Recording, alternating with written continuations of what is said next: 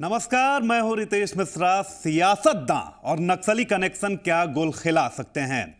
फर्ज की ड्यूटी निभाने की सजा आखिरकार मौत कैसे बनती है? इंसान कैसे हैवान बन जाते हैं और कैसे भगवान भी पड़ गए हैं खतरे में? बात इन सब के बारे में होगी, तो आइए शुरू करते हैं पुरवैया क्राइम स्पेशल।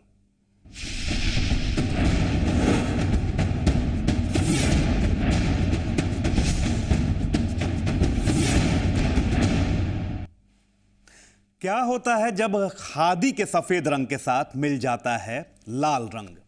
ये रंग है उस आतंक का जिसके सामने सब खौफ खाते हैं। ये रंग है उस उग्रवादी संगठनों का जिसके शिकंजे में झारखंड जकड़ा हुआ है। लेकिन जब सफेद और लाल रंग मिलते हैं तो खड़ी होती है सुरक्षा के लिए गंभीर चुनौती।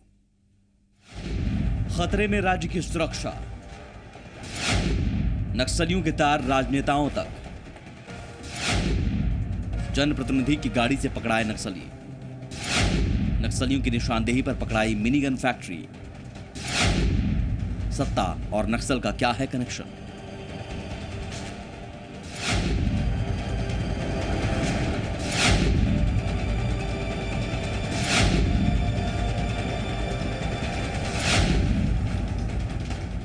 जरा ध्यान से देखिए इस काले रंग के स्कॉर्पियो को। इस गाड़ी का नंबर है JH0001। यह गाड़ी कोलेबिरसी विधायक के नौसिक्का की है। इस गाड़ी के शीशे को भी गौर से देखिए। गाड़ी में काले रंग के शीशे लगे हैं, जबकि काले शीशे लगाना गैर कानूनी है। लेकिन गाड़ी जब विधायक जी की हो तो नियम कानून की फिक्र कैसे होती है? अब आप जरा आगे का वाकया भी सुन लें। इस गाड़ी से पुलिस ने 3 नक्सलियों को गिरफ्तार किया है। गिरफ्तार तीनों नक्सलियों का संबंध PLFI के साथ है। अब सवाल यह है कि ये नक्सली विधायक जी की गाड़ी में क्या कर रहे थे? इसमें 2 बातें जो गिरफ्तार व्यक्ति के द्वारा बताया गया कि एक जो गाड़ी है, ये गाड़ी अभी विधायक जी के जो प्रतिनिधि हैं, विधायक प्रतिनिधि सुजीत, उनके द्वारा इस गाड़ी को उपयोग किया जा रहा है। ये गाड़ी उन्हीं से ये लोग मांग के ले गए थे। सुजीत जो है अभी वर्तमान में गाड़ी का उपयोग कर रहे हैं। पूर्व में लोग बता रहे हैं कि ये गाड़ी विधायक जी के द्वारा यूज किया जाता था, माननीय विधायक नौसिक्का जी के द्वारा, जो एक हत्या के मामले में अभी जेल में है। पुलिस मामले की छानबीन कर रही है कि गाड़ी एक्चुअली है किसके नाम से। अभी इस बिंदु पर पूरी छानबीन नहीं हुई है, ये छानबीन का विषय है। जब तक गाड़ी का हम लोगों को पेपर नहीं मिलेगा तब तक स्पष्ट रूप से कह पाना मुश्किल है। लेकिन इतना तो स्पष्ट हुआ है अभी तक के छानबीन में कि उक्त गाड़ी जो है वो विधायक प्रतिनिधि सुजीत के द्वारा उपयोग में किया जा रहा था। और ये लोग जैसा बता रहे हैं गिरफ्तार व्यक्ति कि उन्हीं से गाड़ी ये लोग मांग के ले गए। पुलिस ने गिरफ्तार नक्सलियों के पास से 2,16,000 रुपए भी बरामद किए हैं। नक्सलियों में से 2 तो स्थानीय हैं, जबकि एक बिहार के हिलसा का रहने वाला है और वो हथियार बनाने का कारीगर है। पुलिस ने गिरफ्तार नक्सलियों से पूछताछ की। पूछताछ में नक्सलियों ने मिनी गन फैक्ट्री के बारे में बताया। नक्सलियों की निशानदेही के बाद पुलिस ने छापेमारी करना शुरू कर दिया और पुलिस को इसमें सफलता भी मिली। पुलिस ने जलडेगा थाना इलाके के ओड़गा आउटपोस्ट क्षेत्र में छापेमारी की। पुलिस ने मिनी गन फैक्ट्री का भांडाफोड़ किया। यहाँ पर उग्रवादी संगठन PLFI के लिए हथियार बनाए जा रहे थे और इन हथियारों को बनाने के लिए बिहार से कारीगर भी बुलाए गए थे। एक व्यक्ति जो इसमें पकड़े गए थे उनके द्वारा बताया गया कि ये जो सामग्री हैं वो सब हथियार बनाने के लिए PLFI के लिए जा रहा है। हथियार बनाने का कारीगर नालंदा से बुलाया गया था।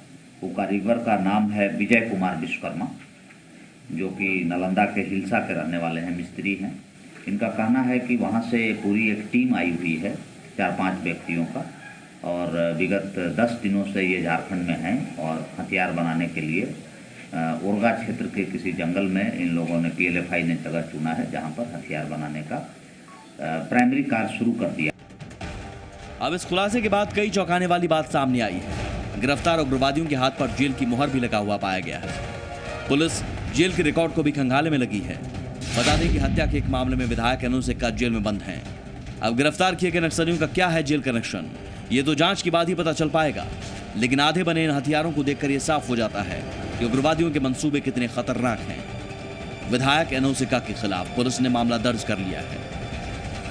गाड़ी से जो आर्म्स बनाया जाता है चदरा, वो चदरा उन लोगों ने वेद व्यास राउरकेला से खरीद करके उस गाड़ी से ढो करके रखा था, जिसको वहाँ पर एक व्यक्ति है सुजान, उसने बताया कि रात में ला करके रखा गया था, कल हो करके उसको जंगल में ले जाया जा रहा था। इसी बीच में पुलिस को जब ये सूत्र पता चला तो उन्होंने उनके बयान पर ये चादरा भी बरामद कर लिया गया है।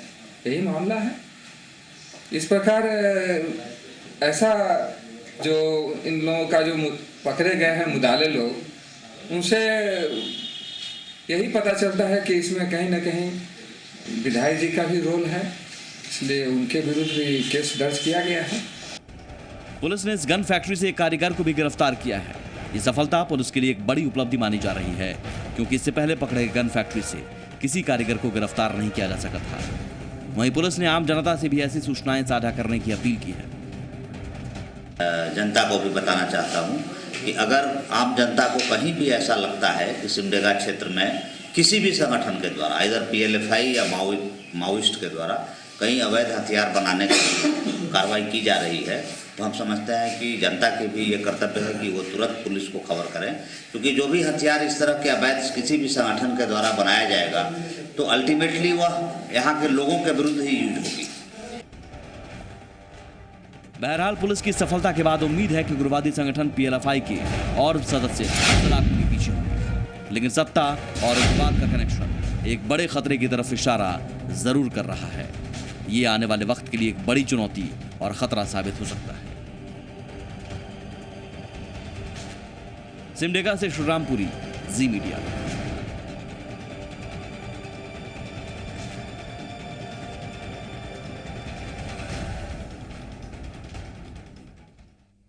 उस जवान को भारी पड़ गया पैसेंजरों की सुरक्षा करना।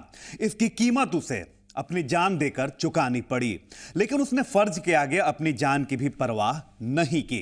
देखिए एक बहादुर सैप जवान की दास्तान। रेल सुरक्षा पर सवाल, सैप जवान का छलनी हुआ सीना, जान पर भारी पड़ा रेल यात्रियों की सुरक्षा करना, जान देकर चुकानी पड़ी फर्ज की कीमत।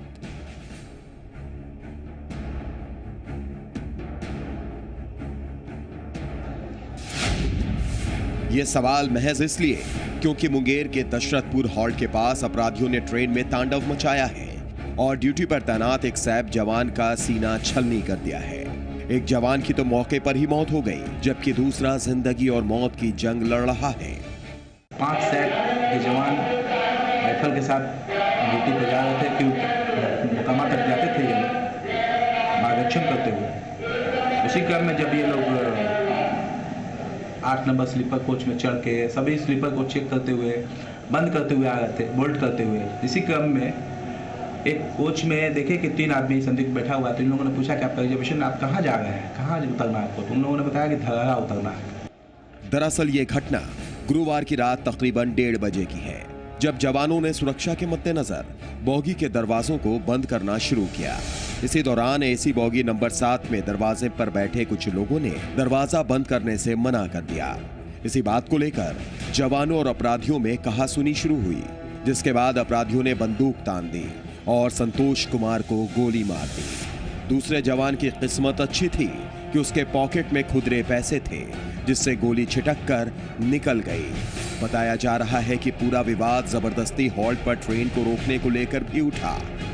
स्टॉपेज नहीं होने की वजह से जब जवानों ने विरोध किया तो अपराधियों ने उनका सीना छलनी कर दिया। ये लोग अलर्ट हो गए कि धरारा उतरने का तो कोई मतलब नहीं, धरारा तो ये गाड़ी रुकती नहीं है। तो ये लोग ज्यादा पूछताछ करने लगे। उसी क्रम में उन तीनों में से एक व्यक्ति ने उठाया तो रखे हुए पिस्टल को निकाला, पीछे जो रखा हुआ था, जो तीनों जर्सी पहने हुए थे, दिख तो नहीं रहा था, निकाला और तड़ातड़ गोली चला दिया, जैसा कि जवान ने बताया। सुरक्षा के नाम पर केंद्र सरकार ने कई सालों बाद रेल किराए में इजाफा किया। सुरक्षा में तो इजाफा नहीं हुआ, लेकिन अपराध में इजाफा होता जरूर दिखाई दे रहा है। मौजूदा सुरक्षा व्यवस्था अपराधियों के सामने ध्वस्त होती दिखाई दे रही है। यात्रियों के साथ बढ़ती दुर्घटना पर अगर सरकार नहीं चेती तो शायद यात्रियों के चेहरे पर मुस्कान की जगह खौफ का आलम होगा। मनीष, जी मीडिया, मुंगेर। और यहाँ रुकते हैं एक छोटे से ब्रेक के लिए। ब्रेक के बाद भी पुरवैया क्राइम स्पेशल जारी है।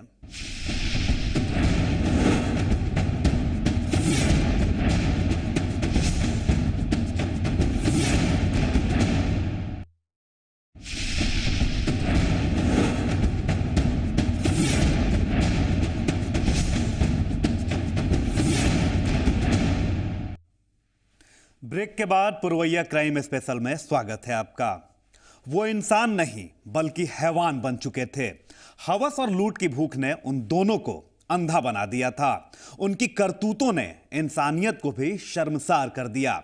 और गौर करने वाली बात यह है कि इन हैवानों ने जहां इस शर्मनाक घटना को अंजाम दिया, वो विधायक जी के घर से महज 200 की मीटर पर था।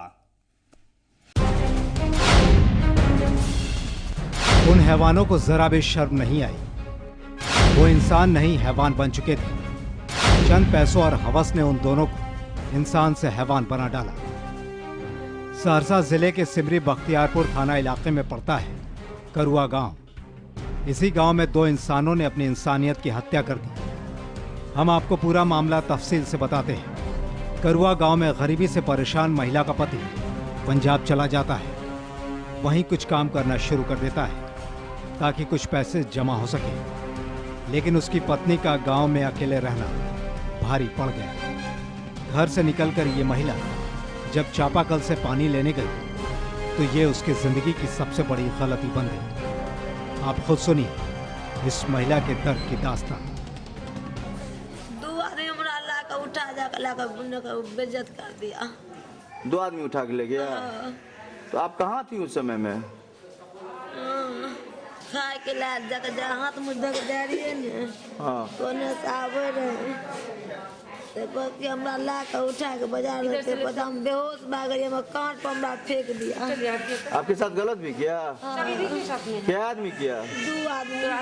2 आदमी गलत किया। हाँ। वो दोनों कहाँ का रहने वाला है?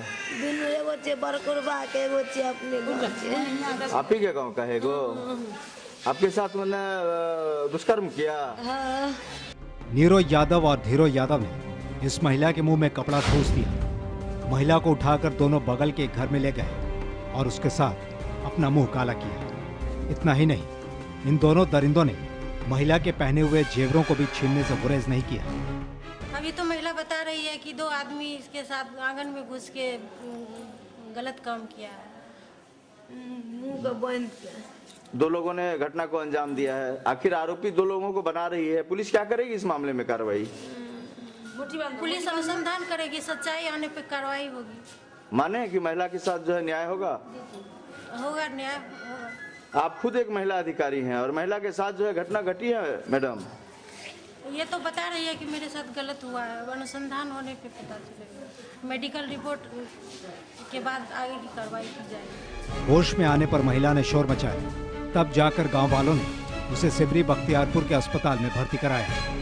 लेकिन महिला की हालत ज्यादा खराब होने के कारण उसे सदर अस्पताल में भर्ती कराया गया। फिलहाल पुलिस मामले की जांच कर रही है। लेकिन इस घटना को देखकर इतना जरूर लगता है कि एक बार फिर इंसानियत हैवानों के सामने हार गई। मुकेश कुमार सिंह, जी मीडिया, सहरसा। नया साल उस परिवार के लोगों के लिए नई खुशियां लेकर आया। 3 महीनों से खौफ और दहशत में जी रहे परिवार को आखिरकार इन सब से निजात मिल गई। सबके चेहरे पर मुस्कान वापस लौट आई। आखिर 101 दिनों तक इंतजार का सुखद नतीजा सामने आया। नए साल का पहला दिन उस परिवार के घर में लौट आई थी खुशियां। 101 दिनों तक खुशियां रूठी रही उस परिवार से। नया साल नई खुशियां लेकर आया उस परिवार में। तारीख 21 सितंबर 2014 और ये है मुजफ्फरपुर के एक निजी शिक्षण संस्थान के संचालक सत्यनारायण प्रसाद। अब आप ये तारीख और सत्यनारायण प्रसाद के बीच जुड़ा कनेक्शन जान लें। 21 सितंबर वो तारीख थी जब शाम को सत्यनारायण प्रसाद अपने घर से निकले। उनके साथ उनका ड्राइवर भी था। लेकिन इस दिन घर से निकले सत्यनारायण प्रसाद फिर 3 महीने तक घर नहीं लौट सके। रास्ते से ही उनका अपहरण कर लिया गया। उस वक्त मुजफ्फरपुर के एसएसपी जितेंद्र राणा थे। एसएसपी के आदेश पर पुलिस ने अपहरण का मामला दर्ज कर लिया। पुलिस ने कार्रवाई भी शुरू कर दी। करीब आधे दर्जन लोगों को जेल भेजने के बाद सत्यनारायण प्रसाद की कार पुलिस ने बरामद कर ली, लेकिन सत्यनारायण प्रसाद का पता लगाने में पुलिस नाकाम रही। कि नहीं रहने पर बहुत दुख हो रहा था, अंदर ही अंदर फील करते थे। अच्छा तोहफा मिला 2015 का 1 जनवरी को मिल गया तोहफा। अब ये क्या, इससे बढ़ के क्या होना चाहिए। लेकिन अब सत्यनारायण की पत्नी के चेहरे पर खुशी लौट आई है। साल की शुरुआत के साथ ही उनके घर में पति के रूप में खुशियां लौट आई। लेकिन सत्यनारायण प्रसाद की वापसी कई अनसुलझे सवाल को खड़ा करती है। सत्यनारायण के घर वापसी पर पुलिस अपनी पीठ थपथपाने में लगी है, लेकिन सूत्रों की माने तो मामला कुछ और ही है। सत्यनारायण प्रसाद को अपहरणकर्ताओं ने 1 जनवरी की सुबह मोतीपुर के पास एनएच पर उतार दिया। वहां से अपने ड्राइवर मुकेश के साथ टाटा 407 में बैठकर वो बैरिया पहुंचे, जहां से पैदल ही घर तक पहुंचे। अब इस रहस्यमय रिहाई ने कई सवाल खड़े कर दिए हैं। चर्चा है कि फिरौती की रकम देने के बाद उनकी रिहाई हुई है, लेकिन पुलिस ने इन दावों को खारिज कर दिया। दहशत क्या है, जैसे कि मौत से दहशत होता है। कैसे उठा कर ले गए थे, कैसे क्या? हम कार से जा रहे थे, जैसी ब्रेक मारा गाड़ी पर से कूद के आया, मेरे सीट पर बैठ गया और उसका मेरे गर्दन को नीचे कर दिया। मेरे हाथ ऐसे थे तो इस हाथ पर जो है ना सो वर्ड से मार के हाथ को डैमेज कर दिया। और उसके बाद में जब गाड़ी आगे बढ़ा के फिर मेरे गाड़ी से जो है ना वो अपनी गाड़ी में ले गया। और उसके बाद वो गाड़ी पर जाने के बाद हमको इंजेक्शन दिया गया। इंजेक्शन देने के बाद अब गाड़ी कहाँ ले गए। रिहा होने के बाद घर पर मिलने वाले लोगों का तांता लगा रहा। इलाके के विधायक भी मिलने पहुंचे, लेकिन इन सब के बीच एक सवाल ये भी अपना जवाब ढूंढता रहा कि आखिर इस रिहाई के पीछे का सच क्या है। लेकिन इन सब के बीच सत्यनारायण के चेहरे पर खौफ भी साफ नजर आ रहा था। इसकी मदद काफ़ी की है इस केस में और उनके कारण ही हम वापस आए हैं, क्योंकि उन्होंने जितने आदमी को पकड़े ये बात चर्चा चलती थी आवाज़ों के द्वारा, हल्का हल्का आवाज़ से, और इसे दहशत में वो लोग थे। अब दहशत करके तो जिया नहीं जा सकता है और रह गया कि फिर जिंदगी मिल गई तो ईश्वर ने चाहा और लोग का स्नेह प्यार ने, तो फिर हम। निजी शिक्षण संस्थान के संचालक सत्यनारायण प्रसाद की रिहाई के पीछे का सच चाहे जो भी हो, लेकिन एक सच ये भी है कि घर लौट आने के बाद सत्यनारायण के परिवार वालों के चेहरे पर खुशियां लौट आई।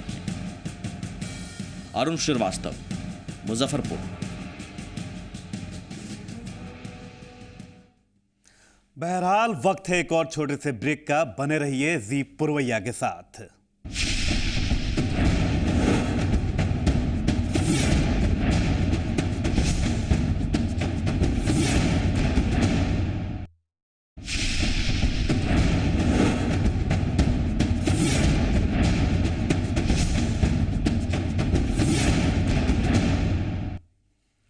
ब्रेक के बाद एक बार फिर से पुरवैया क्राइम स्पेशल में स्वागत है आपका। और अब बात करते हैं भगवान की। तो अपने भक्तों को सुरक्षा देने वाले भगवान खुद भी सुरक्षित नहीं हैं। जी हां, आपने बिल्कुल सही सुना। भगवान के घर से भगवान को ही चुरा लिया गया है। आप खुद देखिए कि पूरा मामला क्या है। भगवान भी सुरक्षित नहीं। उन लोगों ने भगवान को भी बनाया निशाना। खतरे में भगवान। जिस भगवान के सहारे इंसान खुद को सुरक्षित समझता है, वो भगवान भी सुरक्षित नहीं। अब भगवान की सुरक्षा भी खतरे में पड़ गई है। यह है औरंगाबाद जिले के मुफस्सिल थाना इलाके का लखनी खाप गांव। इस गांव में एक पुराना मंदिर है। इस मंदिर में बरसों से भगवान की मूर्तियां विराजमान हैं और लोग पूजा भी करते आ रहे हैं। लेकिन जब पुजारी ने मंदिर का ताला खोला तो पुजारी के होश उड़ गए। जैसे ही इन किया गया तो सामने ही माता सीता जी का मूर्ति नहीं था और मुकुट एक नीचे गिरा हुआ था सिंहासन में। फिर इधर देखे तो हनुमान जी का भी मूर्ति नहीं था। राम जी और लक्ष्मण जी ज्यों के त्यों थे। मंदिर से बरसों पुरानी अष्टधातु की मूर्तियां चोरी हो गई थी। गांव वालों ने इस बारे में पुलिस को जानकारी दी। पुलिस भी तुरंत मौके पर पहुंची, लेकिन भगवान तो मंदिर से गायब हो चुके थे। लखनी खाप गांव में अवध किशोर मिश्र जी का जो पंडित जी भी हैं, उनका अपना एक पुराना, बहुत काफ़ी पुराना मंदिर है जो जीर्ण शीर्ण अवस्था में है। उसमें एक जो है हनुमान जी की मूर्ति और सीता जी की मूर्ति जो संगमरमर की बनी हुई थी, लगभग 1-1.5 फीट का, उसका चोरी हो गया है। मंदिर काफ़ी जो है वो मंदिर में दरवाज़ा भी बिल्कुल ही जीर्ण शीर्ण अवस्था में है, जो कमज़ोर ही कहा जाए। हम लोग जाँच कर रहे हैं, देख रहे हैं। जिस राम के भरोसे लोग जीते हैं, उन्हीं के भक्त हनुमान की मूर्ति चोरी हो गई और साथ ही माता सीता की भी मूर्ति चोरी हो गई। अब देखना है कि पुलिस के हाथ चोरों के गिरबान तक कब पहुंचते हैं। आस्था के इस मंदिर में आस्था के देव और देवी वापस कब आते हैं, ये एक बड़ा सवाल है। मनीष कुमार, जी मीडिया, औरंगाबाद। और इसी के साथ पुरवैया क्राइम स्पेशल में आज बस इतना ही। रहिए सावधान और होशियार। पुरवैया क्राइम स्पेशल आपको जुर्म से करता है खबरदार। कल फिर जुर्म की कुछ और खबरों को लेकर होंगे हाजिर। तब तक के लिए नमस्कार।